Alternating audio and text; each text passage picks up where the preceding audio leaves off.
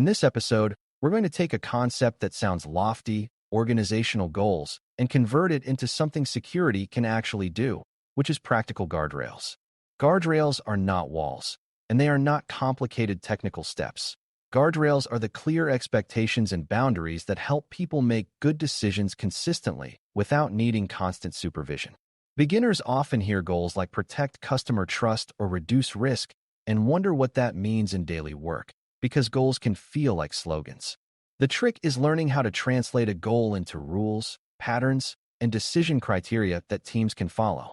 When that translation is done well, security becomes easier to execute because people know what acceptable looks like, what needs approval, and what trade-offs are allowed.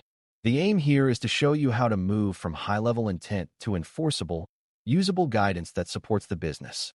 Before we continue, a quick note. This audio course is a companion to our course companion books. The first book is about the exam and provides detailed information on how to pass it best. The second book is a Kindle-only ebook that contains 1,000 flashcards that can be used on your mobile device or Kindle.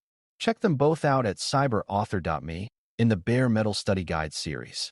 A good first step is understanding why goals alone are not enough. Organizational goals describe desired outcomes, but they rarely specify how to behave when teams face real-world constraints like deadlines, budget limits, and conflicting priorities.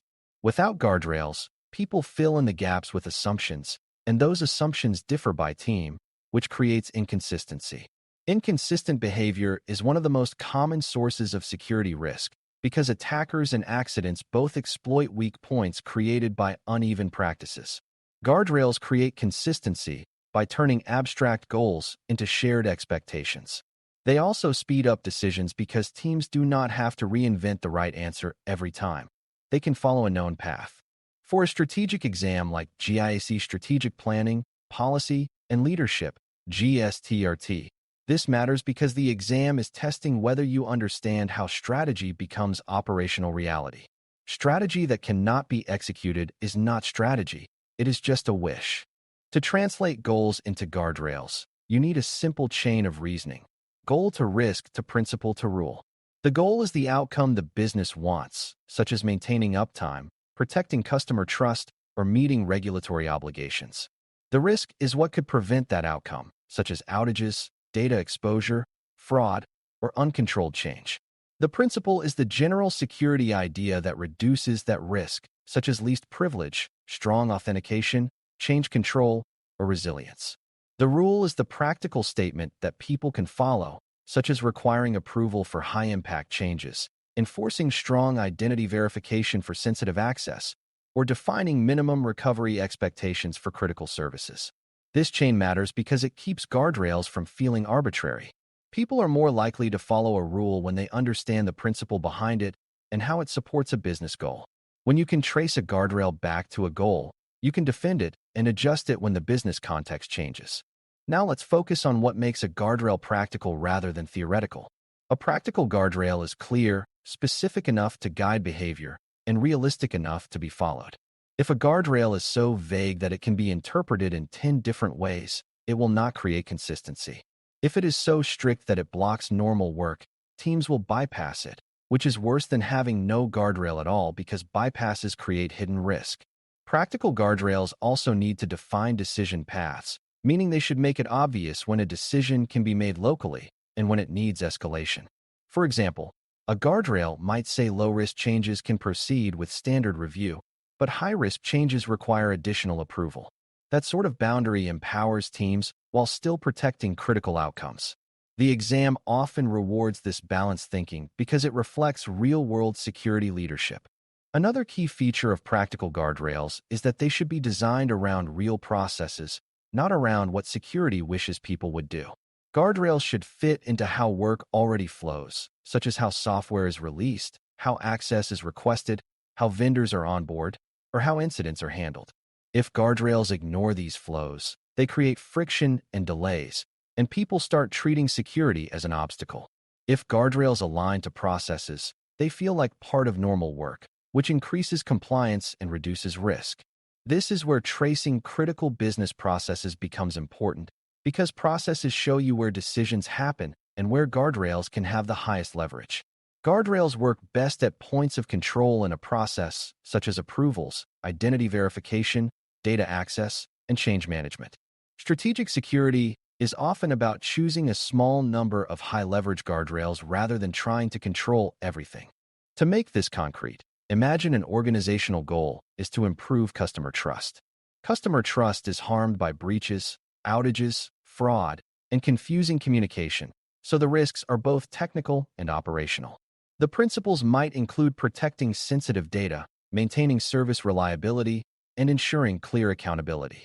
Practical guardrails might include defining what data is considered sensitive, limiting who can access it, requiring stronger verification for sensitive actions, and setting expectations for response and communication when something goes wrong. Notice how these guardrails are not tied to a specific tool. They are behavioral and procedural expectations that can be executed in different environments. They tell teams what is acceptable and what is not, and they create a consistent standard across the organization. This is how you turn trust from a slogan into a set of actions that actually support it. Another example is an organizational goal of faster delivery, which often appears as time to market. The risk in chasing speed is that teams may skip review, reuse unsafe patterns, or introduce changes that break critical systems. The principle might be standardization, meaning teams use known safe patterns so they do not have to reinvent security each time. Practical guardrails could include requiring that new work uses approved design patterns for handling data and identity, defining a threshold where changes must be reviewed based on impact, and ensuring that exceptions are tracked and time-limited.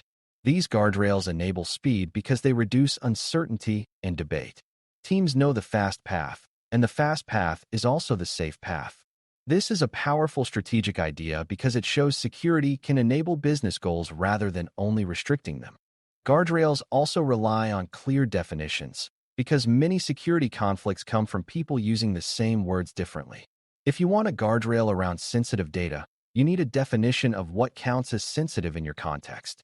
If you want a guardrail around high-risk systems, you need a definition of what makes a system critical.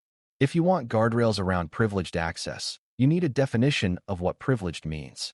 Beginners sometimes think definitions are pedantic, but definitions are how you remove ambiguity, and ambiguity is where risk hides. When definitions are clear, people can apply guardrails consistently. When definitions are unclear, people argue, interpret, and make exceptions that slowly erode the guardrail. The exam often tests your ability to choose answers that introduce clarity through definitions and criteria, because that is how strategy becomes executable. A related concept is exception handling, because no guardrail can fit every scenario perfectly. Organizations always face unusual cases, urgent deadlines, or constraints that make strict compliance difficult. The strategic approach is not to pretend exceptions will not happen. It is to manage them in a controlled way. Practical guardrails usually include an exception path that requires justification, approval, and sometimes compensating controls. Compensating controls are alternative measures that reduce risk when the normal control cannot be applied. The point is to avoid silent exceptions, where teams bypass guardrails without oversight. Silent exceptions create unknown risk, which is harder to manage than known risk. When exceptions are visible and time-limited, security can make informed trade-offs that still support business goals. In exam questions, answers that include a controlled exception process often reflect strategic maturity because they balance flexibility with accountability. Guardrails must also be measurable to some degree because execution without measurement can drift over time. Measurement does not have to be complex, but it should answer whether the guardrail is being followed and whether it is producing the intended outcome. For example, if a guardrail requires review for high-impact changes, you might track how often such changes occur and whether review happens consistently. If a guardrail limits access to sensitive data, you might track whether access is granted only to appropriate roles and whether unusual access is investigated. If a guardrail defines recovery expectations, you might track whether recovery performance matches those expectations during incidents. Measurement supports continuous improvement because it shows where guardrails are too strict, too loose, or poorly understood. It also helps security demonstrate value in business terms because you can connect guardrail compliance to reduced incidents, improved reliability, or improved audit outcomes. Another element that makes guardrails executable is ownership. A guardrail that belongs to nobody will not survive, because execution requires someone to maintain definitions, handle exceptions, and adjust the guardrail as the organization changes. Ownership does not always mean one person does everything. It means accountability is clear. For example, a business owner might own the decision about risk acceptance, while security owns the framework for assessing that risk and technical teams own implementation. When ownership is clear, decisions move faster because people know where to go. When ownership is unclear, work stalls because everyone assumes someone else will decide. Stakeholder mapping supports guardrail execution by identifying who must approve, who must comply, and who must maintain the guardrail. The exam often tests for this kind of clarity because strategic work is not only about designing policies, but also about ensuring they are adopted and sustained. As you learn to translate goals into guardrails, it's important to avoid two extremes. One extreme is producing guardrails that are so broad they cannot guide behavior, such as saying protect data without defining what protection means. The other extreme is producing guardrails that are so detailed they become procedures or technical instructions, which can be brittle and hard to maintain.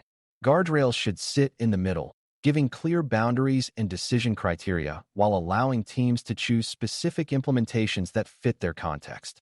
This middle layer is where security policy and standards often live, because they define required outcomes and constraints.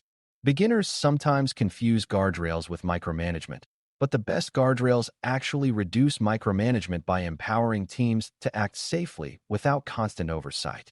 That empowerment is a strategic win because it increases speed and consistency at the same time. To wrap up, turning organizational goals into practical guardrails is the core move that converts strategy into execution. You start by identifying the goal, then you identify the risks that threaten it, then you choose principles that reduce those risks, and finally you express those principles as clear rules and decision criteria teams can follow.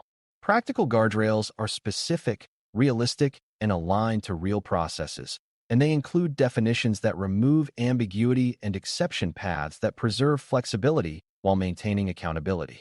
They are measurable enough to detect drift and improve over time, and they have clear ownership, so they remain alive rather than becoming shelf documents. When you can reason this way, you can look at any business goal and imagine what guardrails would make it achievable without creating unnecessary friction.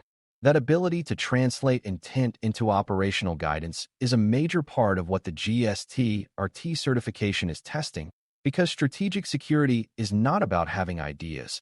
It is about building a system that people can actually execute. Thanks for listening.